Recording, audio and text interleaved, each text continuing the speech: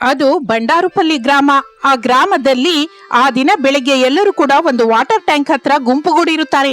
ಏಕೆಂದರೆ ಆ ಹಾಳಾದ ವಾಟರ್ ಟ್ಯಾಂಕರ್ನ ಶುಭ್ರ ಮಾಡುತ್ತಾ ಅನಾಮಿಕಾ ಅನ್ನುವ ಹುಡುಗಿ ಅಲ್ಲಿರುತ್ತಾಳೆ. ಅಲ್ಲಿರುವವರೆಲ್ಲರೂ ಯಾರು ನೀನು ಏನು ಅಂತ ಪ್ರಶ್ನೆ ಕೇಳ್ತಾ ಇದ್ರು. ಅನಾಮಿಕಾ ಮಾತ್ರ ನಿಜಕ್ಕೂ ಮಾತಾಡ್ತಾನೆ ಇರ್ಲಿಲ್ಲ. ಆಗಲೇ ಆ ಊರಿನ ದೊಡ್ಡವನು ರಂಗಯ್ಯ ಅಲ್ಲಿಗೆ ಬರುತ್ತಾನೆ. ಏನಮ್ಮ, ಯಾರ್ ನೀನು? ಏನು ಗಡಿಬಿಡಿ ಎಲ್ಲ ಕೇಳ್ತಾ ಇದ್ದಾರಲ್ಲ, ಏನು ಮಾತಾಡದೆ ಹಾಗೆ ಇದ್ದೀಯಾ? ನೀನೇನು ಮಾತು ಬಾರದ ಮೂಕಿನ? ಏನಮ್ಮ, ನಿನ್ನನ್ನೇ ಕೇಳ್ತಾ ಇರೋದು. ನಿನ್ನನ್ನ ಈ ಊರಿನ ದೊಡ್ಡವನ್ ನಾನ್ ಕೇಳ್ತಾ ಇದ್ದೀನಿ, ನೀನ್ ಯಾರೋ ಹೇಳು ಎಂದು ಗಟ್ಟಿಯಾಗಿ ಕೇಳಿದ್ದರಿಂದ, ನನ್ನ ಹೆಸರು ಅನಾಮಿಕಾ, ನಮ್ಮದು ಸಿಂಹಾಚಲದ ಹತ್ತಿರ. ನನಗೆ ಇರೋದಕ್ಕೆ ಮನೆ ಇಲ್ಲ, ಅದಕ್ಕೆ ಇಲ್ಲಿಗೆ ಬಂದಿದ್ದೀನಿ. ಅಷ್ಟಕ್ಕೂ ಹೆಚ್ಚಾಗಿ ಇನ್ನೇನು ಕೇಳ್ಬೇಡಿ. ಇನ್ನು ಏನು ಕೇಳ್ಬೇಡ ಅಂದ್ರೆ ಏನಮ್ಮ? ನೀನ್ ಇರೋದಕ್ಕೆ ಇದೇನೋ ನಿನ್ ಮನೆ ಅಲ್ವಲ್ಲ? ಇದು ನನ್ನ ಮನೆ ಅಲ್ಲ, ಆದ್ರೆ ಕೆಲವು ದಿನ ನನ್ನಲ್ಲಿ ಇರೋದಕ್ಕೆ ಬಿಡಿ. ಆ ನಂತರ ನಾನು ಯಾರು ಏನು ಅನ್ನೋದು ನಿಧಾನವಾಗಿ ನಿಮಗೆ ಅರ್ಥವಾಗುತ್ತೆ ಎಂದು ಅಂದಿದ್ದರಿಂದ ಅವನು ಸರಿ ಅನ್ನುತ್ತಾನೆ. ಆ ಮಾತಿಗೆ ಅನಾಮಿಕಾ ಕೂಡ ಬಹಳ ಸಂತೋಷ ಪಡುತ್ತಾಳೆ. ಇನ್ನು ಅಲ್ಲಿ ಹಾಳಾದ ವಾಟರ್ ಟ್ಯಾಂಕ್ ಅಲ್ಲಿಯೇ ಶುಭ್ರ ಮಾಡಿಕೊಂಡು ಅದರಲ್ಲಿ ವಾಸವಿರಬೇಕು ಎಂದು ಅನಾಮಿಕಾ ನಿರ್ಣಯಿಸಿಕೊಳ್ಳುತ್ತಾಳೆ. ಊರಿನ ಜನರೆಲ್ಲರನ್ನು ಇನ್ನು ಅಲ್ಲಿಂದ ಹೋಗು ಎಂದು ಊರಿನ ದೊಡ್ಡವನು ಹೇಳಿದ್ದರಿಂದ ಅವರು ಅಲ್ಲಿಂದ ಹೊರಟು ಹೋಗುತ್ತಾರೆ. ಆದರೆ ಆ ಊರಿನ ದೊಡ್ಡವನು ತನ್ನ ಮನಸ್ಸಿನಲ್ಲಿ, ಈ ಹುಡುಗಿ ನಡವಳಿಕೆ ನೋಡ್ತಾ ಇದ್ರೆ ಹುಚ್ಚಿ ತರ ಇದ್ದಾಳೆ, ತಕ್ಷಣ ಹುಚ್ಚಾಸ್ಪತ್ರೆಗೆ ಫೋನ್ ಮಾಡಿದ್ರೆ ಅವರು ಇಲ್ಲಿ ಬಂದು ಕರ್ಕೊಂಡು ಹೋಗ್ತಾರೆ ಎಂದು ಅಂದುಕೊಂಡು ಹುಚ್ಚಾಸ್ಪತ್ರೆಯವರಿಗೆ ಫೋನ್ ಮಾಡುತ್ತಾನೆ. ಹಾಸ್ಪಿಟಲ್ ಇಂದ ಇಬ್ಬರು ವ್ಯಕ್ತಿಗಳು ಬರುತ್ತಾರೆ. ಆಕೆ ಹತ್ತಿರಕ್ಕೆ ಹೋಗಿ ಆಕೆ ಜೊತೆ ಮಾತಾಡ್ತಾರೆ. ಆಕೆ ಜೊತೆ ಮಾತನಾಡಿದ ನಂತರ ಆಕೆಗೆ ಹುಚ್ಚಿ ಅಲ್ಲ, ಬುದ್ಧಿವಂತಳು ಎಂದು ಅವರಿಗೆ ಅರ್ಥವಾಗುತ್ತದೆ. ಆದರೂ ಸರಿ, ಊರಿನ ದೊಡ್ಡವನು ಬಲವಂತವಾಗಿ ಆಕೆಯನ್ನು ಹಾಸ್ಪಿಟಲ್ಗೆ ಕರ್ಕೊಂಡು ಹೋಗ್ತಾರೆ. ಅಲ್ಲಿರುವ ಶಾರದಾ ಆಕೆಯನ್ನು ನೋಡಿ ಬಹಳ ಸಂತೋಷದಿಂದ ಅನಾಮಿಕಳ ಹತ್ರಕ್ಕೆ ಬರ್ತಾಳೆ. ಅನಾಮಿಕಾ ಆಕೆಯನ್ನು ನೋಡಿ ಆಶ್ಚರ್ಯದಿಂದ, ಅತ್ತೆ, ನೀವೇನ್ ಇಲ್ಲಿದ್ದೀರಾ? ಈ ಹಾಸ್ಪಿಟಲ್ ಅಲ್ಲಿ ನೀವೇನ್ ಮಾಡ್ತಾ ಇದ್ದೀರಾ? ಈ ಹಾಸ್ಪಿಟಲ್ ನಾನ್ ನೋಡ್ಕೋತಾ ಇದ್ದೀನಿ. ಒಂದು ಕಾಲದಲ್ಲಿ ನನ್ನನ್ನ ಈ ಹಾಸ್ಪಿಟಲ್ ಯಜಮಾನಿ ಸಾಕಿದ್ದಾಳೆ. ಈಗ ಆಕೆ ಮಂಚದ ಮೇಲಿದ್ದಾಳೆ, ಅದಕ್ಕೆ ಆಕೆ ಬಗ್ಗೆ ಇಲ್ಲೆಲ್ಲ ನಾನೇ ನೋಡ್ಕೋತಾ ಇದ್ದೀನಿ. ಇದು ಹಾಸ್ಪಿಟಲ್ಗಿಂತ ಒಂದು ಆಶ್ರಮ ಅನ್ಬಹುದು ಎಂದು ಅವರಿಬ್ಬರು ಮಾತನಾಡಿಕೊಳ್ಳುವುದನ್ನು ನೋಡಿ ಅಲ್ಲಿರುವವರು ಶಾರದಳ ಜೊತೆ ಮಾತನಾಡಿ ಹೊರಟು ಹೋಗುತ್ತಾರೆ. ಸ್ವಲ್ಪ ಸಮಯದ ನಂತರ ಶಾರದಾ ಆಕೆಗೆ ತಿನ್ನೋದಕ್ಕೆ ಕೊಡುತ್ತಾಳೆ. ಆಕೆ ತಿಂದ ನಂತರ ಪ್ರಶಾಂತವಾಗಿ ನಿದ್ರೆ ಹೋಗುತ್ತಾಳೆ. ಸಾಯಂಕಾಲ 5 ಗಂಟೆ ಸಮಯದಲ್ಲಿ ಅತ್ತೆ ಬಂದು ಅನಾಮಿಕಳನ್ನು ನಿದ್ರೆಯಿಂದ ಎಬ್ಬಿಸುತ್ತಾಳೆ. ಅವಳು ನಿದ್ರೆಯಿಂದ ಎದ್ದ ನಂತರ ಅತ್ತೆ ಅವಳ ಜೊತೆ ಮಾತಾಡ್ತಾಳೆ. ನೀನ್ ಎಲ್ಲಿಗೆ ಹೋಗಿದ್ಯಮ್ಮ? ನಿಜಕ್ಕೂ ಏನ್ ನಡೀತು? ಇಷ್ಟು ದಿನ ಎಲ್ಲಿದ್ದೆ ಎಂದು ಕೇಳುತ್ತಾ ಇರುವಾಗ ಇಷ್ಟರಲ್ಲಿ ಶಾಂತಿ ಅನ್ನುವವಳು ಅವರ ಹತ್ರಕ್ಕೆ ಬರ್ತಾಳೆ. ಆ ವಿಷಯ ನಾನೇ ನಿಮ್ಮನ್ನ ಕೇಳ್ಬೇಕು. ನಾನು ತಿರುಪತಿಗೆ ಹೋಗಿ ಬಂದ ಮೇಲೆ ನಿಮ್ಮ ಮನೆಯಲ್ಲಿ ಯಾರೂ ಇಲ್ಲ. ಯಾರನ್ನ ಕೇಳಿದರೂ 10 ಜನ 10 ತರದಿಂದ ಹೇಳ್ತಾ ಇದ್ದಾರೆ. ನಿಜಕ್ಕೂ ಏನ್ ನಡೀತು? ನಡೆದಿದ್ದೆಲ್ಲ ಏನೋದು ಅಂತ ನಾನು ವಿವರವಾಗಿ ಹೇಳ್ತೀನಿ. ಆದ್ರೆ ನೀನೇನು ಇಲ್ಲಿಗೆ ಬಂದಿದ್ಯಾ? ನಾನು ಪ್ರತಿ ವರ್ಷ ಇಲ್ಲಿಗೆ ಬರ್ತೇನೆ ಇರ್ತೀನಿ. ನಮ್ಮ ತಂದೆ ಹುಟ್ಟಿದ ದಿನದ ಸಂದರ್ಭದಲ್ಲಿ ಇಲ್ಲಿಗೆ ಬಂದು ಇವರಿಗೆ ಫುಡ್ ಎಲ್ಲ ಕೊಡ್ತಾ ಇರ್ತೀನಿ ಎಂದು ಹೇಳುತ್ತಾಳೆ. ಇನ್ನು ಆ ನಂತರ ನಿಜ ವಿಷಯವೇನು ಎಂದು ಪದೇ ಪದೇ ಕೇಳುತ್ತಾ ಇದ್ದರೆ ಅನಾಮಿಕಾ ತನ್ನ ಕಥೆಯನ್ನು ಹೇಳಲಿಕ್ಕೆ ಶುರು ಮಾಡುತ್ತಾಳೆ. ಏನಿದೆ, ಅತ್ತೆ ಸೊಸರಿ ಅಂತ ಜಗಳವೂ ಇಲ್ಲದೆ ಸಂತೋಷದಿಂದ ಇರ್ತಿದೀವಿ ಅನ್ನೋ ಸಮಯದಲ್ಲಿ ನನ್ನ ಗಂಡ ಮಾವಯ್ಯ ಜಗಳವಾಡಲಿಕ್ಕೆ ಶುರು ಮಾಡುತ್ತಾರೆ. ಆ ದಿನ ಸಾಯಂಕಾಲ ನಮ್ಮ ಮಾವಯ್ಯ ನನ್ನ ಜೊತೆ, ಅಮ್ಮ ಅನಾಮಿಕಾ, ಈ ದುಡ್ಡು ಇದೆಲ್ಲ ನೋಡಿ ನಿನ್ಗೇನ್ ಅನ್ಸುತ್ತೋ ನಂಗಂತೂ ಗೊತ್ತಿಲ್ಲ, ಹೊರತು ನನಗೆ ಮಾತ್ರ ಒಂದು ಅನಿಸ್ತಾ ಇದೆ, ನೀನು ಇಲ್ಲಿ ಸಂತೋಷದಿಂದ ಇದ್ದೀಯಾ ಅಂತ. ಆದ್ರೆ ನೀನು ಕೆಲಸದವಳು ಪಾರ್ವತಮ್ಮನ ಹತ್ರ ಮಾತಾಡಿದ್ದು ನನಗೇನು ಹಿಡಿಸ್ಲಿಲ್ಲ. ನಾನೇನ್ ಮಾತಾಡಿದೆ ಮಾವಯ್ಯ? ಆಕೆ ಮಾತಾಡಿದ ಮಾತಿಗೆ ನಾನು ಉತ್ತರ ಹೇಳಿದೆ ಅಷ್ಟೇ ಅಲ್ವಾ? ಅದಕ್ಕಿಂತ ಏನ್ ಮಾಡ್ತೀನಿ ಹೇಳಿ? ಅದು ಸರಿಯಾದ ಪದ್ಧತಿ ಅಲ್ಲ. ನೀನಂದ ಮಾತುಗಳು ನನಗೆ ಸ್ವಲ್ಪ ಹಿಡಿಸ್ಲಿಲ್ಲ. ಒಂದು ಕಾಲದಲ್ಲಿ ನಿನ್ ಹತ್ರ ಇಷ್ಟು ದುಡ್ಡಿತ್ತಾ? ಆ ಕೆಲಸದವಳು ಎಲ್ಲಿ ಬದುಕ್ತಾ ಇದ್ದಾಳೋ ನೀನೊಂದ್ಸಲ ಹೋಗಿ ನೋಡು. ನೀನು ಆ ಕೆಲಸದ ಹಾಗೆ ಒಂದು ದಿನ ಬದುಕ್ಲಿಕ್ಕೆ ಆಗತ್ತಾ? ಇಷ್ಟರಲ್ಲಿ ನಮ್ಮ ಅತ್ತೆ ಬಂದ್ರು. ಏನ್ರಿ, ನೀವೇನೋ ಬೇಕು ಅಂತ ಜಗಳವಾಡ್ತಾ ಇರೋ ಹಾಗಿದೆ. ನಾನೇನಕ್ಕೆ ಬೇಕು ಅಂತ ಜಗಳವಾಡ್ತೀನಿ ಹೇಳು? ಅನಾಮಿಕಾ ನಮ್ಮ ಮನೆ ಕೆಲಸದವಳನ್ನು ನಾನಾ ಮಾತಂದಿದ್ದಾಳೆ. ಅದೆಲ್ಲ ನಾನು ಕೇಳಿಸ್ಕೊಂಡೆ. ನಮ್ಮ ಹತ್ರ ದುಡ್ಡಿರುವ ಅನ್ನುವ ಅಹಂಕಾರದಿಂದ ಪೊಗರಿಂದ ಮಾತಾಡಿದ್ದಾಳೆ. ಅದಕ್ಕೆ ಅವಳ ಬಗ್ಗೆ ಏನು ಅಂತ ಹೇಳ್ತಾ ಇದ್ದೀನಿ. ಯಾರ ಬಗ್ಗೆನೋ ನಾವೇನಕ್ಕೆ ಜಗಳವಾಡಬೇಕು? ಯಾರೋನಾ? ಆಕೆ ಬುದ್ಧಿ ಬಂದಾಗಿನಿಂದ ನಮ್ಮ ಮನೆಯಲ್ಲೇ ಕೆಲಸ ಮಾಡಲಿಕ್ಕೆ ಶುರು ಮಾಡಿದ್ದಾಳೆ. ನಮ್ಮ ಅಮ್ಮ ಅಪ್ಪ ಇದ್ದಾಗ ಆ ಹುಡುಗಿನ ಕೆಲಸದವಳ ಹಾಗಲ್ಲದೆ ಮನೆ ಮನುಷ್ಯರಾಗಿ ನೋಡ್ಕೋತಾ ಇದ್ರು. ಅದಕ್ಕೆ ಇಷ್ಟು ವರ್ಷ ನಮ್ಮ ಹತ್ರನೇ ಇದ್ದಾಳೆ. ಯಾವ ದಿನವಾದರೂ ಅದು ಬೇಕು ಇದು ಬೇಕು ಅಂತ ಕೇಳಿದ್ದೇ ಇಲ್ಲ. ಎಷ್ಟು ಕಷ್ಟಗಳು ಬಂದರೂ ಹೊರಗೆ ಹೇಳ್ತಾ ಇರ್ಲಿಲ್ಲ. ಅಂತವರನ್ನು ನಾವು ಎಷ್ಟು ಚೆನ್ನಾಗಿ ನೋಡ್ಕೋಬೇಕು. ಎಂದು ಮಾತನಾಡುತ್ತಾ ಇರುವಾಗ ನನ್ನ ಗಂಡ ರಮೇಶ್ ಬಂದ್ರು. ವಿಷಯ ತಿಳಿದುಕೊಂಡು ನನ್ನನ್ನ ಬೈಲಿಕ್ಕೆ ಶುರು ಮಾಡಿದ್ರು. ಆಗಲೇ ನಾವಿಬ್ಬರು ಕೋಪದಿಂದ, ಅಂದ್ರೆ ಪಾರ್ವತಿ ಬದುಕಿದ ಹಾಗೆ ನಾವು ಕೂಡ 1 ವರ್ಷ ಬದುಕಿ ತೋರಿಸ್ತೀವಿ, ಆ ನಂತರ ನೀವಂದ ಮಾತನ್ನ ಹಿಂದಕ್ಕೆ ತಗೋತೀರಾ? ಮಾತು ಹಿಂದಕ್ಕೆ ತಗೊಳ್ಳಲ್ಲ ಹೊರತು ನೀವು ಮಾತ್ರ 1 ವರ್ಷದ ಕಾಲ ಅಲ್ಲಲ್ಲ 1 ತಿಂಗಳು ಬದುಕಿದ್ರು ನಿಮಗೆ ನಾವು ದಾಸೋಹವಾಗ್ತೀವಿ. ನೀವೇನ್ ಹೇಳ್ತಿರೋ ಅದೇ ಮಾಡ್ತೀವಿ ಎಂದು ಗಟ್ಟಿಯಾಗಿ ಎಂದಿದ್ದರಿಂದ ನಾವು ಅದಕ್ಕೆ ಒಪ್ಪಿಕೊಂಡ್ವಿ. ನಂತರ ಪಾರ್ವತಿ ಎಲ್ಲಿದ್ದಾಳೋ ಎಂದು ನಮ್ಮ ಮಾವಯ್ಯನ ಜೊತೆ ಸೇರಿ ಹೋದ್ವಿ. ಆಕೆ ಒಂದು ಹಳೆ ವಾಟರ್ ಟ್ಯಾಂಕ್ ಅಲ್ಲಿ ನಿವಾಸಿಸ್ತಾ ಇದ್ಲು. ಅದನ್ನು ನೋಡಿ ನಾನು ಬಹಳ ಆಶ್ಚರ್ಯ ಹೋದೆ. ಆಗ ನಾನು ಆಕೆ ಜೊತೆ, ನೀನು ಇಲ್ಲಿ ಯಾಕೆ ಇರ್ತಾ ಇದೀಯಾ? ಬೇಕು ಅಂದ್ರೆ ನಾವು ದುಡ್ಡು ಕೊಡ್ತೀವಲ್ಲ, ಆದ್ರೂ ನಿನಗೆ ತಿಂಗಳ ಸಂಬಳ ಬರ್ತಾ ಇದೆ ಅಲ್ವಾ, ಆ ದುಡ್ಡೆಲ್ಲ ಏನ್ ಮಾಡ್ತಾ ಇದೀಯಾ? ನಿಜಕ್ಕೂ ಇಲ್ಲಿ ಬದುಕಬೇಕಾದ ಅಗತ್ಯ ನಿಂಗೇನಿದೆ? ಆಗ ಪಾರ್ವತಿ ಅಳುತ್ತಾ ನನ್ನ ಹತ್ರ ಹೀಗಂದ್ಲು, ನನಗೆ ಮದುವೆ ವಯಸ್ಸಿಗೆ ಬಂದ ಮಗಳಿದ್ದಾಳಮ್ಮ, ಅವಳನ್ನ ಡಾಕ್ಟರ್ ಓದಿಸ್ತಾ ಇದೀನಿ. ನಾನಿಲ್ಲಿ ಹೀಗಿದ್ದೀನಿ ಅಂತ ತಿಳಿದ್ರೆ ನನ್ನ ಮಗಳು ದುಃಖ ಪಡ್ತಾಳಮ್ಮ. ಅದಕ್ಕೆ ನಾನು ನಿಮ್ಮನೇಲಿ ಇರ್ತೀನಿ ಅಂತ ಹೇಳಿದ್ದೀನಿ. ಆಕೆನ ಹಾಸ್ಟೆಲ್ನಲ್ಲೇ ಇರು ಅಂತ ಹೇಳಿ ಅಲ್ಲೇ ಇರ್ಸಿದ್ದೀನಿ. ಓದು ಪೂರ್ತಿಯಾಗಿ ಅವಳಿಗೆ ಕೆಲಸ ಬರುವವರೆಗೂ ಕೂಡ ಇಲ್ಲಿಗೆ ಬರಬೇಡ ಅಂತ ಹೇಳಿ ಆಣೆ ಮಾಡಿಸ್ಕೊಂಡಿದ್ದೀನಿ ಎಂದು ದುಃಖದಿಂದ ನಡೆದ ವಿಷಯ ಹೇಳಿದ್ದರಿಂದ ಅನಾಮಿಕ ಶಾರದ ಮನಸ್ಸು ಕರಗಿ ಹೋಗುತ್ತದೆ. ಆಗ ಪ್ರಸಾದ್, ಈಗ ಅರ್ಥವಾಯ್ತಲ್ಲ, ನೀವು ಹಾಕಿದ ಪಂದ್ಯಕ್ಕೆ ಒಪ್ಕೋತೀರಾ? ಒಪ್ಕೋತಾ ಇದ್ದೀನಿ ಮಾವಯ್ಯ, ಏಕೆಂದ್ರೆ ನಾನು ಅವಳನ್ನ ಎಷ್ಟೋ ಮಾತಂದೆ. ಆ ಮಾತನ್ನ ನಾನು ಹಿಂದಕ್ಕೆ ತಗೊಳಕಾಗಲ್ಲ. ಅದಕ್ಕೆ ಶಿಕ್ಷೆಯಾಗಿ ನಾನು ಆಕೆ ಹೇಗೆ ಬದುಕ್ತಾ ಇದ್ದಳೋ ಹಾಗೆ 1 ವರ್ಷದ ಕಾಲ ಬದುಕುತ್ತೀನಿ ಎಂದು ಹೇಳ್ದೆ. ನಮ್ಮ ಮಾವಯ್ಯ, ಪಾರ್ವತಿ ನನ್ನ ಗಂಡ ಬೇಡ ಅಂತ ಹೇಳಿದ್ರು, ನಾನು ಮಾತ್ರ ಆ ಶಿಕ್ಷೆನ ಸಹಿಸಬೇಕು ಎಂದು ಗಟ್ಟಿಯಾಗಿ ಪಟ್ಟು ಹಿಡಿದು ಪಕ್ಕದ ಗ್ರಾಮಕ್ಕೆ ಬಂದೆ. ನಮ್ಮ ಅತ್ತೆ ಕೂಡ ಕೊಟ್ಟ ಮಾತಿನ ಪ್ರಕಾರ ತಪ್ಪದೆ ಅವಳು ಕೂಡ ದೂರವಾಗಿ ಹೊರಟೋದ್ಲು. ಇನ್ನು ಈ ದಿನ ನಾವು ಇಲ್ಲಿ ಭೇಟಿಯಾದ್ವಿ ಎಂದು ನಡೆದ ವಿಷಯವೆಲ್ಲ ಹೇಳುತ್ತಾಳೆ. ಆ ಮಾತುಗಳನ್ನು ಕೇಳಿ ಶಾಂತಿ ಆಶ್ಚರ್ಯ ಹೋಗುತ್ತಾಳೆ. ನಾನು ಅವಳ ಹಾಗೆ ಬದುಕಲಾರದೆ ಯಾವುದೋ 3 ಹೊತ್ತು ಊಟ ಸಿಕ್ಕುತ್ತೆ ಅಂತ ಇಲ್ಲಿಯವರೆಗೆ ಸೇವೆ ಮಾಡೋದಿಕ್ಕೆ ಬಂದೆ ಎಂದು ಶಾರದಾ ನಡೆದ ವಿಷಯ ಹೇಳುತ್ತಾಳೆ. ಆ ಮಾತುಗಳನ್ನು ಕೇಳಿದ ಶಾಂತಿ, ನಿಮಗೆ ನೀವು ಶಿಕ್ಷೆ ವಿಧಿಸ್ಕೋತಾ ಇದ್ದೀರಾ? ಯಾಕೆ? ಅವರೇ ಬೇಡ ಅಂತಂದಿದ್ರಲ್ಲ. ಇಲ್ಲ ಶಾಂತಿ, ಒಂದು ಕಾಲದಲ್ಲಿ ನನ್ನ ಸ್ಥಾಯಿನ ಮರೆತು ಹೋಗಿ ನಾನು ಪಾರ್ವತಿ ಮೇಲೆ ಬಹಳ ತಪ್ಪಾಗಿ ನಡೆದುಕೊಂಡೆ. ಅದಕ್ಕೆ ಹೀಗೆ ಮಾಡದೆ ತಪ್ಪದು. ಯಾವುದೋ ಒಂದು ಮನೆಯಲ್ಲಿ ಕೆಲಸ ಮಾಡ್ಕೋತಾ ಇರ್ತೀನಿ. 1 ವರ್ಷದ ನಂತರ ತಿರುಗಿ ಮನೆಗೆ ಹೊರಟೋಗ್ತೀನಿ ಎಂದು ಅನಾಮಿಕ ಹೇಳುತ್ತಾಳೆ. ಅದಕ್ಕೆ ಅತ್ತೆ ಏನು ಮಾತನಾಡದೇ ಇರುತ್ತಾಳೆ. ನಂತರ ಶಾಂತಿ ಅಲ್ಲಿಂದ ಹೊರಟು ಹೋಗುತ್ತಾಳೆ. ಸ್ವಲ್ಪ ಸಮಯದ ನಂತರ ಅತ್ತೆಗೆ ಹೇಳಿ ಅವಳು ಕೂಡ ಅಲ್ಲಿಂದ ಹೊರಟು ಹೋಗುತ್ತಾಳೆ. ಅವಳು ತಿರುಗಿ ಗ್ರಾಮಕ್ಕೆ ಹೋದ ನಂತರ ಎಲ್ಲರೂ ಹಾಗೆ ಆಶ್ಚರ್ಯ ಹೋಗಿ ನೋಡುತ್ತಾ ಇರುತ್ತಾರೆ. ಊರಿನ ದೊಡ್ಡವನು ಕೂಡ ಹಾಗೆ ನೋಡ್ತಾ ಇರ್ತಾನೆ. ಆಗ ಅನಾಮಿಕ ಊರಿನ ದೊಡ್ಡವನ ಹತ್ರ ಹೋಗಿ ನಡೆದ ವಿಷಯವೆಲ್ಲ ಹೇಳುತ್ತಾಳೆ. ಆಕೆ ಕೆಲಸದ ಬಗ್ಗೆ ಕೇಳುತ್ತಾಳೆ. ಆ ಮಾತನ್ನು ಕೇಳಿದ ಅವನು ಆಕೆ ಮೇಲೆ ಕರುಣೆ ಇಟ್ಟು ಆ ಮನೆಯಲ್ಲಿ ಕೆಲಸ ಮಾಡೋದಕ್ಕೆ ಅವಕಾಶ ಕೊಡುತ್ತಾನೆ. ಇನ್ನು ಆ ದಿನದಿಂದ ಅನಾಮಿಕ ಅಲ್ಲಿಯೇ ಇದ್ದು ಕೆಲಸ ಮಾಡಿಕೊಳ್ಳುತ್ತಾ ಬಂದ ದುಡ್ಡಿನಿಂದ ತನಗೆ ಬೇಕಾದ್ದನ್ನು ಏರ್ಪಾಟು ಮಾಡಿಕೊಂಡು ಆ ಟ್ಯಾಂಕ್ ಅಲ್ಲೇ ವಾಸಿಸುತ್ತಾ ಇರ್ತಾಳೆ. ದಿನ ಕಳೆಯುತ್ತಾ ಇರುತ್ತದೆ. ಸುತ್ತಮುತ್ತಲಿನವರೆಲ್ಲರೂ ಅನಾಮಿಕಳ ಜೊತೆ ತುಂಬಾ ಚೆನ್ನಾಗಿ ಮಾತನಾಡ್ತಾ ಇರ್ತಾರೆ. ಅನಾಮಿಕ ಕೂಡ ಅವರ ಜೊತೆ ಬಹಳ ಪ್ರೇಮದಿಂದ ಮಾತಾಡ್ತಾ ಇರ್ತಾಳೆ. ಹಾಗಿರುವಾಗ ಒಂದು ದಿನ ಪಾರ್ವತಿ ಶಾಂತಿಯ ಮೂಲಕ ಅನಾಮಿಕ ಎಲ್ಲಿದೆಯೋ ತಿಳಿದುಕೊಂಡು ಅಲ್ಲಿಗೆ ಬಂದು ಆಕೆ ಜೊತೆ ಹೀಗಂತಾಳೆ, ಯಾಕಮ್ಮ ನಿಮ್ಗೆ ಮೊಂಡಿ ಹಠ? ಅಷ್ಟು ದುಡ್ಡು ಇಟ್ಕೊಂಡು ಹೀಗೆ ಬಡವರ ಹಾಗೆ ಯಾಕಮ್ಮ ಬದುಕಬೇಕು? ನಡೆದಿದ್ದು ನಾನು ಮನಸ್ಸಲ್ಲಿ ಏನು ಇಟ್ಕೊಂಡಿಲ್ಲಮ್ಮ. ನೀವು ಯಾಕೆ ಇನ್ನು ಅದರ ಬಗ್ಗೆನೇ ಆಲೋಚಿಸ್ತಾ ಇದ್ದೀರಮ್ಮ?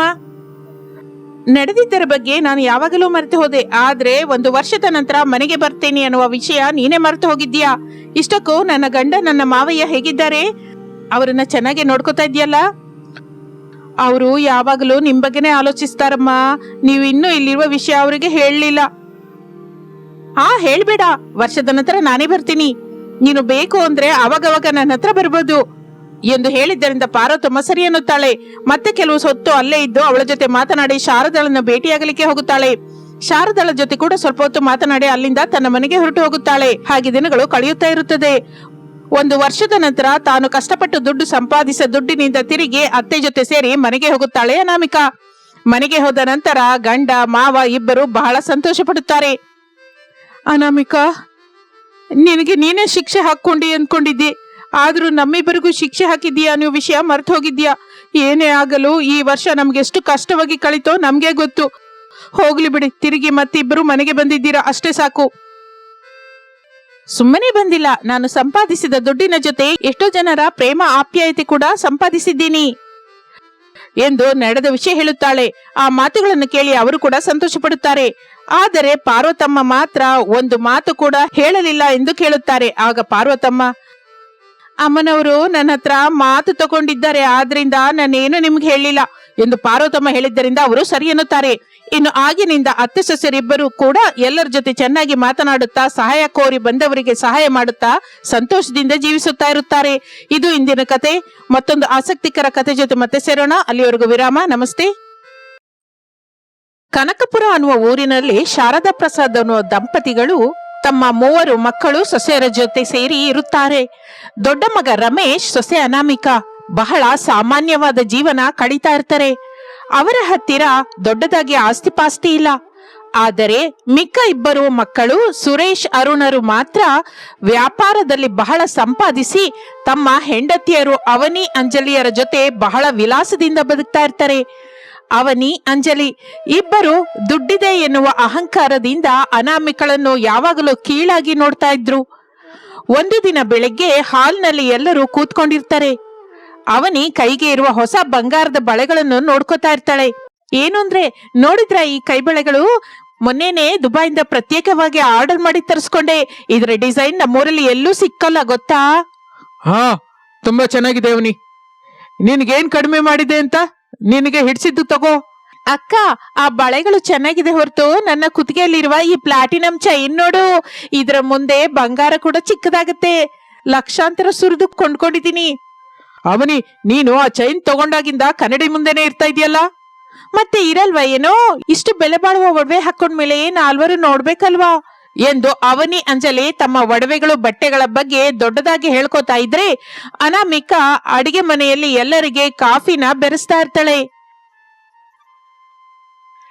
ಅನಾಮಿಕಾ ಕಾಫಿ ತೆಗೆದುಕೊಂಡು ಹಾಲ್ಗೆ ಬರ್ತಾಳೆ. ಅತ್ತೆ, ಮಾವಯ್ಯ ತಗೊಳ್ಳಿ, ಕಾಫಿ ತಗೊಳ್ಳಿ. ಥ್ಯಾಂಕ್ಸ್ ಅಮ್ಮ ಅನಾಮಿಕಾ, ಬೆಳಿಗ್ಗೆನೆ ಎದ್ದು ಎಲ್ಲರಿಗೂ ಎಲ್ಲ ನೀನೇ ನೋಡ್ಕೋತಾ ಇದ್ಯಾ. ಪರವಾಗಿಲ್ಲ ಬಿಡಿಯತ್ತೆ, ಇದು ನನ್ನ ಜವಾಬ್ದಾರಿ ಅಲ್ವಾ. ಜವಾಬ್ದಾರಿ ಅಂತ ಅಲ್ಲ ಅತ್ತೆ, ಪಾಪ ದೊಡ್ಡಕ್ಕಂಗೆ ಬೇರೆ ಕೆಲಸವೇನಿದೆ? ನಮ್ ಹಾಗೆ ಕ್ಲಬ್ಬು, ಪಾರ್ಟಿಗಳು, ಶಾಪಿಂಗ್ಗಳು ಇರಲ್ವಲ್ಲ. ಮನೆ ಕೆಲಸ ಮಾಡ್ಕೊಳ್ಳೋದೇ ಅಲ್ವಾ ಅವಳು ಲೋಕ.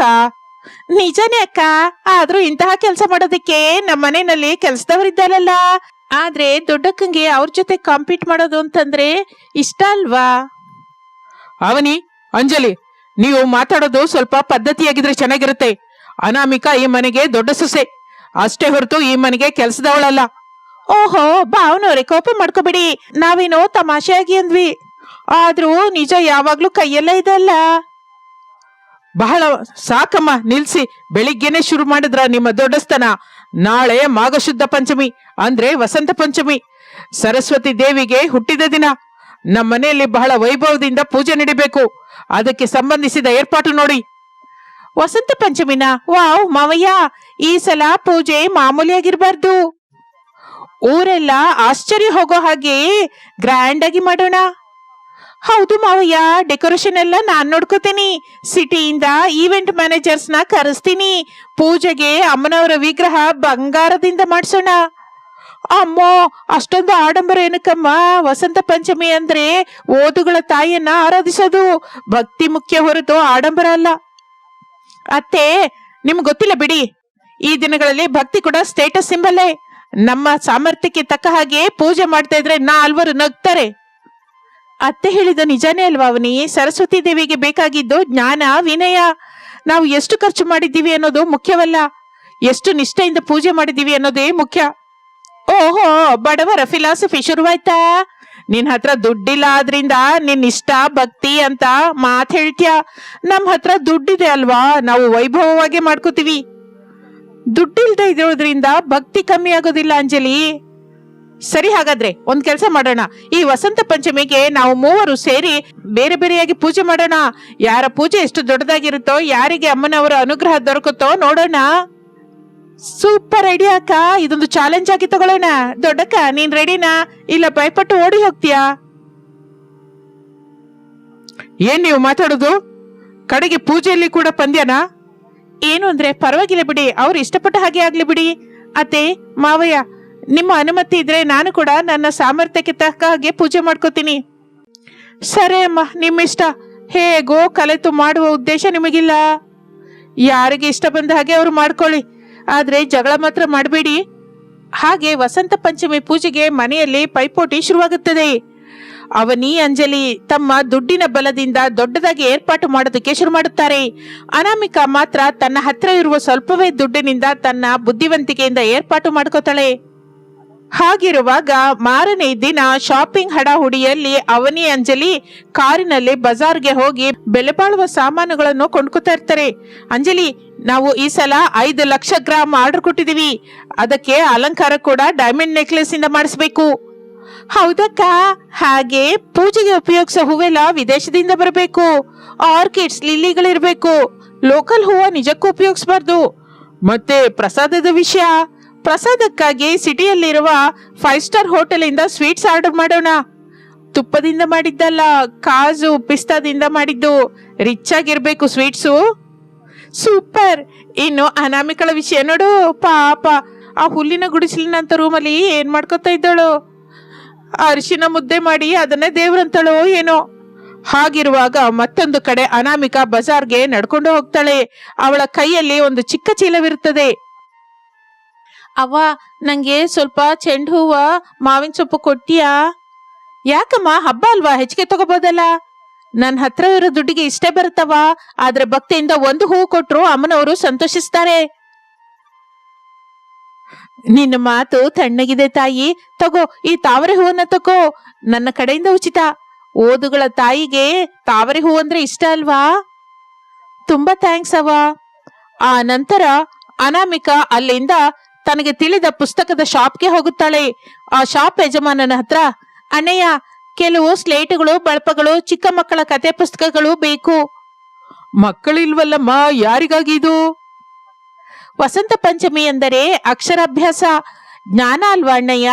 ಅಮ್ಮನವರಿಗೆ ಪುಸ್ತಕಗಳೇ ಅಲಂಕಾರ. ಇದು ಪೂಜೆಗಿಟ್ಟು ನಂತರ ಬಡ ಮಕ್ಕಳಿಗೆ ಹಂಚ್ತೀನಿ. ಒಳ್ಳೆ ಆಲೋಚನೆ ಅಮ್ಮ. ಹಾಗೆ ಅನಾಮಿಕಾ ತನಗೆ ಬೇಕಾದ ಸಾಮಗ್ರಿ ತೆಗೆದುಕೊಂಡು ಮನೆಗೆ ಬರುತ್ತಾಳೆ. ಮನೆಯಲ್ಲಿ ಅವನಿ ಅಂಜಲಿ ಆಗಲೇ ಡೆಕೋರೇಷನ್ ಕೆಲಸದವರ ಹತ್ರ ಹಡಾಹುಡಿ ಮಾಡ್ತಾ ಇರ್ತಾರೆ. ಅವನಿ ಅನಾಮಿಕಾ ಕೈಯಲ್ಲಿರುವ ಚೀಲವನ್ನು ನೋಡಿ, ಏನ್ ದೊಡ್ಡಕ್ಕ, ಬಜಾರ್ಗೆ ಹೋಗ್ ಬಂದ್ಯಾ? ಏನೋ ಆ ಚೀಲದಲ್ಲಿ? ಬರೀ ಸೊಪ್ಪು ಪಪ್ಪೆನ? ಅಯ್ಯೋ ಅಕ್ಕ, ನೀನು ಸರಿ. ಅವಳ ಬಜೆಟ್ ಅಷ್ಟೇ ಅಲ್ವಾ, ಪಾಪ. ನಾವು ಡಿಸ್ಟರ್ಬ್ ಮಾಡೋದ್ ಬೇಡ. ಅನಾಮಿಕಾ, ಅವ್ರ ಮಾತನ್ನ ಹಚ್ಕೋಬೇಡ. ನಿಂಗೇನ್ ಬೇಕಾದ್ರೂ ಹೇಳು, ನಾನು ಸಾಲ ಮಾಡಿ ಆದ್ರೂ ತರ್ತೀನಿ. ಬೇಡ ರೀ, ಸಾಲ ಮಾಡಿ ಮಾಡುವ ಪೂಜೆ ಆಡಂಬರ ಆಗುತ್ತೆ ಹೊರತು ಆರಾಧನೆ ಆಗೋದಿಲ್ಲ. ನನ್ನ ಹತ್ರ ಇರೋದೇ ನನಗೆ 10,000. ನೀವು ನೋಡ್ತಾ ಇರಿ, ನಾಳೆ ನಮ್ಮ ಪೂಜೆ ಅಮ್ಮನವರಿಗೆ ಹಿಡಿಸುತ್ತೆ. ಹಾಗಿರುವಾಗ ವಸಂತ ಪಂಚಮಿ ಹಬ್ಬದ ದಿನ ಬೆಳಿಗ್ಗೆ ಮನೆ ಕಳಕಳೆಯಾಡ್ತಾ ಇರುತ್ತದೆ. ಅವನಿ ಅಂಜಲಿ ತಮ್ಮ ಹಾಲ್ನಲ್ಲಿ ಭಾರಿ ಸೆಟ್ಟಿಂಗ್ ಹಾಕಿಸುತ್ತಾರೆ. ಬಂಗಾರದ ಬಣ್ಣದ ಮಂಟಪ, ಬೆಲೆ ಬಾಳುವ ರೇಷ್ಮೆ ವಸ್ತ್ರಗಳು, ವಿದೇಶಿ ಹೂಗಳಿಂದ ಅಲಂಕರಣ ಮಾಡುತ್ತಾರೆ. ಮಧ್ಯದಲ್ಲಿ ಒಂದು ಬೆಲೆ ಬಾಳುವ ಕಲ್ಲಿನ ವಿಗ್ರಹವನ್ನು ಇಡುತ್ತಾರೆ. ಅದಕ್ಕೆ ವಜ್ರಗಳ ಹಾರವನ್ನು ಹಾಕುತ್ತಾರೆ. ಅವನಿ ರೇಷ್ಮೆ ಸೀರೆ ಉಟ್ಕೊಂಡು, ಅಂಜಲಿ, ನೋಡಿದ್ಯಾ ನಮ್ಮ ಡೆಕೋರೇಷನ್? ಇಂದ್ರಭವನದ ಹಾಗಿದೆ ಅಲ್ವಾ? ಹೌದು ಅಕ್ಕ, ನಮ್ಮ ಸ್ಥಾಯಿಗೆ ಸರಿಯಾಗಿದೆ. ಇನ್ನು ಪೂಜಾರಿಯವರು ಬರದೇ ತಡ. ನಾವು ₹1,00,000 ಕೊಟ್ಟು ಬುಕ್ ಮಾಡಿದ ಹೈಟೆಕ್ ಪೂಜಾರಿಯವರು ಬರ್ತಾ ಇದ್ದಾರೆ. ಅಮ್ಮ, ಇಷ್ಟೊಂದು ಖರ್ಚಾ? ಕನಿಷ್ಠ ದೇವರ ಮುಖ ಕೂಡ ಕಾಣಿಸಿದ ಹಾಗೆ ಆಭರಣ ಹಾಕಿದ್ದೀರಲ್ಲ. ಬಹಳ ಹಾಕಿದ್ದೀರಮ್ಮ. ಆದ್ರೆ ದೇವ್ರ ಪೂಜೆ ಅಂತ ಖರ್ಚು ಮಾಡಿದ್ದಾರೆ. ಆದ್ರೆ ಅನಾಮಿಕಾ ಇಲ್ಲಿ ದೊಡ್ಡದಾಗಿ ಹಿತ್ತಲಲ್ಲಿ ಏನೋ ಮಾಡ್ಕೊಳ್ತಾ ಇದ್ದಾಳೆ ಅಪ್ಪ ಎಂದು ಅಂದುಕೊಳ್ಳುತ್ತಾ ಎಲ್ಲರೂ ಹಿತ್ತಲಿಗೆ ಹೋಗುತ್ತಾರೆ. ಅಲ್ಲಿ ಅನಾಮಿಕಾ ಒಂದು ಚಿಕ್ಕದಾದ ಚಪ್ಪರ ಹಾಕಿರುತ್ತಾಳೆ. ಬಾಳೆ ಎಲೆಗಳು, ಮಾವಿನ ತೋರಣಗಳಿಂದ ಅಲಂಕರಿಸಿರುತ್ತಾಳೆ. ಮಧ್ಯದಲ್ಲಿ ಚಿಕ್ಕದಾದ ಒಂದು ಮಣಿಯ ಮೇಲೆ ಅರಿಶಿನದಿಂದ ಮಾಡಿದ ಅಮ್ಮನವರ ಮುಖ, ಅದರ ಹಿಂದೆ ಪುಸ್ತಕಗಳು, ಸ್ಲೇಟುಗಳು, ಪೆನ್ನುಗಳು ಅಂದವಾಗಿ ಜೋಡಿಸಿರುತ್ತಾಳೆ. ಸುತ್ತಲೂ ಶಾವಂತಿಗೆ ಹೂವ, ತಾವರೆ ಹೂವಿನಿಂದ ಅಲಂಕರಿಸುತ್ತಾಳೆ. ಪ್ರಸಾದವಾಗಿ ಹಳದಿ ಬಣ್ಣದ ಪುಳಿಯೋಗರೆ, ಕೇಸರಿ ಬಾತು, ಪರಮಾನ್ನ ಸಿದ್ಧ ಮಾಡಿರುತ್ತಾಳೆ.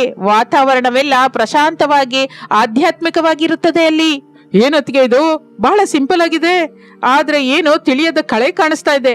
ಕಲೆ ಅಲ್ವಾ ಸುರೇಶ್, ಬಡತನ ಕಾಣಿಸ್ತಾ ಇದೆ ನೋಡು. ಮಣ್ಣಿನ ಗೊಂಬೆಗಳು, ಸ್ಲೇಟು ಇಟ್ಟಿದ್ದಾರೆ. ಇದೇನೋ ಅಂಗನವಾಡಿ ಸ್ಕೂಲಾ? ನಿಜನೇ ಅಕ್ಕ, ನಾವು ಅಲ್ಲಿ ಡೈಮಂಡ್ಸ್ ಇಟ್ರೆ ಇಲ್ಲಿ ಬಳಪ ಇಟ್ಟಿದ್ದಾರೆ. ಕಾಂಪಿಟಿಷನ್ ಒಂದ್ ಸೈಡ್ ಆಗೋಯ್ತು, ನಾವೇ ಗೆದ್ವಿ. ಗೆಲುವು ಸೋಲು ಅನ್ನೋದು ದೇವರು ನಿರ್ಣಯಿಸಬೇಕು. ಅಂಜಲಿ, ಪೂಜೆ ಶುರು ಮಾಡೋಣವಾ? ನಮ್ಮ ಪೂಜಾರಿಯವರು ಬಂದ ಮೇಲೆ ಶುರು ಮಾಡೋಣ, ನಿಮ್ಮ ಪೂಜೆಯನ್ನು ನೀವು ಮಾಡ್ಕೊಳ್ಳಿ. ಇಷ್ಟರಲ್ಲಿ ಅವನಿಯವರು ಕರೆಸಿದ್ದ ಹೈಟೆಕ್ ಪೂಜಾರಿಯವರು ಗಡಿಬಿಡಿಯಿಂದ ಬರ್ತಾರೆ. ಅಮ್ಮನವ್ರೆ, ನಮಗೆ ಟೈಮ್ ಇಲ್ಲ, ಬೇಗ ಶುರು ಮಾಡಿ. ಇನ್ನೊಂದು 4 ಕಡೆ ಅಪಾಯಿಂಟ್ಮೆಂಟ್ ಇದೆ. ದಕ್ಷಿಣ ರೆಡಿಯಾಗಿಟ್ಟಿದ್ದೀರಾ? ಹಾ, ಎಲ್ಲ ರೆಡಿ ಪೂಜಾರಿಯವರೇ, ನೀವು ಮಂತ್ರ ಓದ್ಬಿಡಿ. ಪೂಜಾರಿ ಮೊಬೈಲ್ಸ್ ನೋಡುತ್ತಾ ಮಂತ್ರಗಳನ್ನು ಓದಲಿಕ್ಕೆ ಶುರು ಮಾಡುತ್ತಾನೆ. ಓಂ ಹ್ರಾಂ ಹ್ರೀಂ. ಹಾಗಿರುವಾಗ ಪೂಜೆಯ ಮಧ್ಯದಲ್ಲಿ ಪೂಜಾರಿಗೆ ಫೋನ್ ಮೊಳಗುತ್ತದೆ. ಹಲೋ, ಬರ್ತಾ ಇದ್ದೀನಿ, 10 ನಿಮಿಷದಲ್ಲೇ ಆಗಿ ಹೋಗುತ್ತೆ. ನೈವೇದ್ಯ ಇಟ್ಬಿಡಿ. ಅಂಜಲಿ 5 ಸ್ಟಾರ್ ಹೋಟೆಲ್ ಬಾಕ್ಸ್ ತಂದು ಅಲ್ಲಿ ಇಡುತ್ತಾ, ತಗೊಳ್ಳಿ ಪೂಜಾರಿಯವರೇ, ಕಾಜು ಸ್ವೀಟ್ಸು. ಏನಮ್ಮ ಇದು? ದೇವರಿಗೆ ಪ್ಲಾಸ್ಟಿಕ್ ಬಾಕ್ಸ್ ಅಲ್ಲಿ ಇಡ್ತಾರಾ? ಬಾಳೆ ಎಲೆ ಇಲ್ವಾ? ಅದು ನಾವು ಮರ್ತು ಹೋದ್ವಿ, ಆದ್ರೂ ಪ್ಯಾಕಿಂಗ್ ಚೆನ್ನಾಗಿದೆ ಅಲ್ವಾ? ಸಂಪ್ರದಾಯ ಮುಖ್ಯ ತಾಯಿ. ಸರಿ ಬಿಡಿ, ಏನೋ ಒಂದು ಆಗ್ಲಿ ಬಿಡಿ. ಹಾಗೆ ಹೇಳಿ ಗಬಗಬ ಮಂತ್ರಗಳನ್ನು ಮುಗಿಸುತ್ತಾನೆ. ಆಗಿ ಹೋಯ್ತು, ಏನು ಆರತಿ ಮಾಡಿ. ಏನೋ ಆಗ್ಲೇ ಆಗೋಯ್ತಾ? ನಾವು 1 ಗಂಟೆ ಪೂಜೆ ಅಂದ್ಕೊಂಡ್ವಲ್ಲ. 1 ಗಂಟೆ ಮಾಡಿದ್ರೆ ನನಗೆ ಗಿಟ್ಟಲ್ಲಮ್ಮ, ದುಡ್ಡು ಕೊಟ್ರೆ ಹೊರಡ್ತೀನಿ ಈಗ. ಹಾಗೆ ಹೇಳಿ ಪೂಜಾರಿಯವರು ದುಡ್ಡನ್ನು ತೆಗೆದುಕೊಂಡು ಹೊರಟು ಹೋಗುತ್ತಾರೆ. ಅವನಿ ಅಂಜಲಿ ಮುಖ ಚಿಕ್ಕದಾಗುತ್ತದೆ. ಪೂಜೆ ಏನೋ ಕೊರತೆ ಅನಿಸುತ್ತದೆ ಅವರಿಗೆ. ಏನತ್ಗೆ ಇಷ್ಟು ಖರ್ಚು ಮಾಡಿದ್ದೀರಾ? ಆದ್ರೆ ಪೂಜೆ ಮಾತ್ರ 5 ನಿಮಿಷದಲ್ಲಿ ಆಗೋಯ್ತು. ಆ ಸ್ವೀಟ್ಸ್ ದೇವರಿಗೆ ಇಟ್ಟ ಕೂಡ ಹಾಗೆ ಇಲ್ಲ. ಆ ಪೂಜಾರಿಗೆ ಬುದ್ಧಿ ಇಲ್ಲ. ಸರಿ, ಈಗ ದೊಡ್ಡಕ್ಕನ ಪೂಜೆ ನೋಡೋಣ, ಅವಳೇನ್ ದೊಡ್ಡದಾಗಿ ಮಾಡ್ತಾಳೋ. ಹಾಗೆ ಅಂದುಕೊಂಡು ಎಲ್ಲರೂ ಅನಾಮಿಕಳ ಪೂಜೆ ಹತ್ತಿರ ಹೋಗುತ್ತಾರೆ. ಅನಾಮಿಕ ಸ್ವಯಂ ಆಗಿ ಪೂಜೆ ಮಾಡಲಿಕ್ಕೆ ಶುರು ಮಾಡುತ್ತಾಳೆ. ಅತ್ತೆ, ಮಾವಯ್ಯ, ಸರಸ್ವತಿ ದೇವಿ ಎಂದರೆ ಶಬ್ದ ಸ್ವರೂಪಿಣಿ. ಆಕೆಗೆ ಮಂತ್ರಗಳು ಬರದೇ ಇದ್ದರೂ ಮನಸ್ಸಿನಲ್ಲಿ ಒಳ್ಳೆ ಮಾತುಗಳಿದ್ದರೆ ಸಾಕು. ನಾನು ನಮ್ಮ ಮಕ್ಕಳ ಭವಿಷ್ಯತ್ತಿಗಾಗಿ ನಮ್ಮ ಮನೆಯಲ್ಲಿ ಎಲ್ಲರಿಗೂ ಒಳ್ಳೆಯ ಬುದ್ಧಿ ಬರಬೇಕು ಎಂದು ಈ ಪೂಜೆ ಮಾಡ್ತಾ ಇದ್ದೀನಿ. ಹಾಗೆ ಎಂದು ಅನಾಮಿಕ ಕಣ್ಣು ಮುಚ್ಚಿಕೊಂಡು ಶ್ರಾವ್ಯವಾಗಿ ಯಾಕೊಂದೆಂದು ತುಷಾರ ಹಾರಧವಳ ಎನ್ನುವ ಶ್ಲೋಕವನ್ನು ಸ್ಪಷ್ಟವಾಗಿ ಭಕ್ತಿಯಿಂದ ಹಾಡಲಿಕ್ಕೆ ಶುರು ಮಾಡುತ್ತಾಳೆ. ಆಕೆ ಗಂಟಲಲ್ಲಿ ಇರುವ ಮಾಧುರ್ಯಕ್ಕೆ, ಭಕ್ತಿಗೆ ಅಲ್ಲಿರುವವರೆಲ್ಲ ಆಶ್ಚರ್ಯ ಹೋಗುತ್ತಾರೆ. ಅನಾಮಿಕ ಶ್ಲೋಕವನ್ನು ಪೂರ್ತಿಯಾದ ನಂತರ, ಈಗ ಅಮ್ಮನವರಿಗೆ ಅಕ್ಷರಾಭ್ಯಾಸ ಮಾಡಿಸೋಣ ಎಂದು ಹೇಳಿ ಅನಾಮಿಕ ಒಂದು ಸ್ಲೇಟ್ ಮೇಲೆ ಓಂ ಎಂದು ಬರೆದು ಅಮ್ಮನವರ ಮುಂದೆ ಇಡುತ್ತಾಳೆ. ಈ ಸ್ಲೇಟು ಪುಸ್ತಕಗಳನ್ನು ನಮ್ಮ ಊರಿನಲ್ಲಿರುವ ಬಡ ಮಕ್ಕಳಿಗೆ ದಾನ ಮಾಡೋಣ. ವಿದ್ಯಾ ದಾನಕ್ಕಿಂತ ದೊಡ್ಡ ಪೂಜೆ ಮತ್ತೊಂದಿಲ್ಲ. ತುಂಬಾ ಚೆನ್ನಾಗಿ ಮಾಡಿದ್ದೆ ಅಮ್ಮ. ನಿನ್ನ ಹಾಡು ಕೇಳ್ತಾ ಇದ್ರೆ ಸಾಕ್ಷಾತ್ ಆ ಸರಸ್ವತಿ ದೇವಿ ಇಲ್ಲೇ ಇದ್ದ ಹಾಗೆ ಅನ್ನಿಸ್ತಾ ಇದೆ. ನಿಜಾನೇ, ಅವನಿಯವರ ಪೂಜೆಯಲ್ಲಿ ಆಡಂಬರ ಇದೆ ಹೊರತು ಆತ್ಮ ಇಲ್ಲಮ್ಮ. ನಿನ್ನ ಪೂಜೆಯಲ್ಲಿ ಆತ್ಮವಿದೆ, ಪರಮಾರ್ಥವಿದೆ. ಅದೇನ್ ಮಾವಯ್ಯ, ನಾವ್ ಇಷ್ಟು ಖರ್ಚು ಮಾಡಿದ್ರು ನಮ್ದು ಚೆನ್ನಾಗಿಲ್ವಾ? ಕೇವಲ ಒಂದು ಹಾಡು ಹೇಳಿದ್ರೆ ದೊಡ್ಡದಾಗುತ್ತಾ ಏನೋ? ಹೌದು, ಇದು ಅನ್ಯಾಯ. ನಮ್ ಪೂಜೆನ ಕೀಳಾಗಿ ನೋಡ್ತಾ ಇದ್ದೀರಾ. ಅವನಿ, ಅಂಜಲಿ, ಜಗಳವಾಡಬೇಡಿ. ಇಲ್ಲಿ ಸೋಲು ಗೆಲುವು ಇಲ್ಲ. ಆದ್ರೆ ನಾನೊಂದು ಚಿಕ್ಕ ವಿಷಯ ಕೇಳ್ತೀನಿ. ಸರಸ್ವತಿ ದೇವಿಯ ಕೈಯಲ್ಲಿರೋದೇನೋ? ಏನಿರುತ್ತೆ? ವೀಣೆ ಇರುತ್ತೆ. ಇನ್ನೇನಿರುತ್ತೆ? ಆ ಕೈಯಲ್ಲಿ ಪುಸ್ತಕವಿರುತ್ತೆ, ಜಪಮಾಲೆ ಕೂಡ. ಕರೆಕ್ಟ್.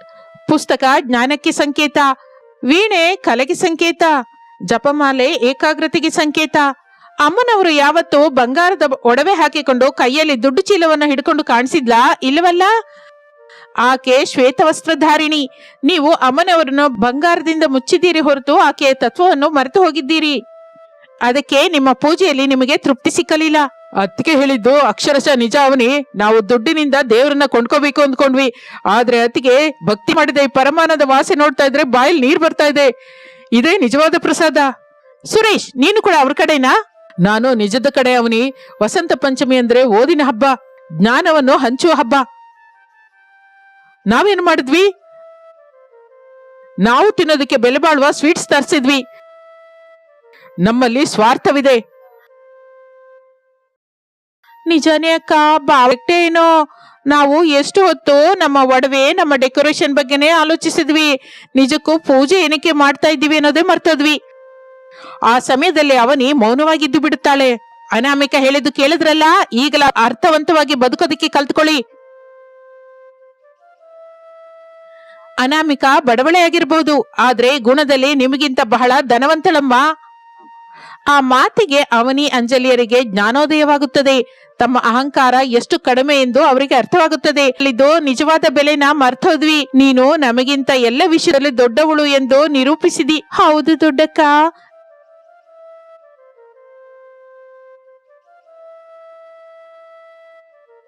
ನಿನ್ನ ಬುದ್ಧಿವಂತಿಕೆ, ನಿನ್ನ ಸಂಸ್ಕಾರದ ಮುಂದೆ ನಮ್ಮ ದುಡ್ಡು ಏನಕ್ಕೂ ಕೆಲಸಕ್ಕೆ ಬರೋದಿಲ್ಲ.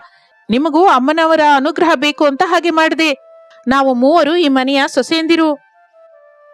ಒಬ್ರು ಅರ್ಥ ಮಾಡಿಕೊಂಡು ಕಲಿತು ಇದ್ದರೆ ಅದೇ ಅಲ್ವಾ ಮನೆಗೆ ಹಬ್ಬ.